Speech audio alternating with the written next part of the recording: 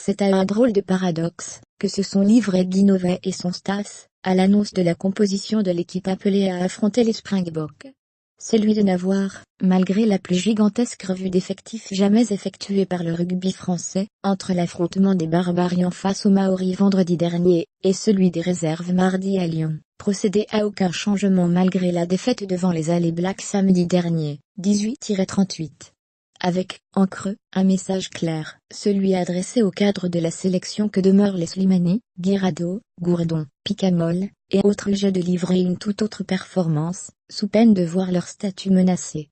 Quant aux Springboks, largement défaits en Irlande, 3-38. Point d'interrogation. Ceux-ci ont choisi la politique totalement inverse, en bouleversant un tiers de leur 15 de départ. Le demi d'ouverture Elton Jean-J, qui avait fait si mal aux Bleus cet été, sera ainsi remplacé par l'ex-enfant prodige André Pollard, tandis que le numéro 8 du RCT, Juan Vermeulen, a été rappelé pour sauver la patrie en danger.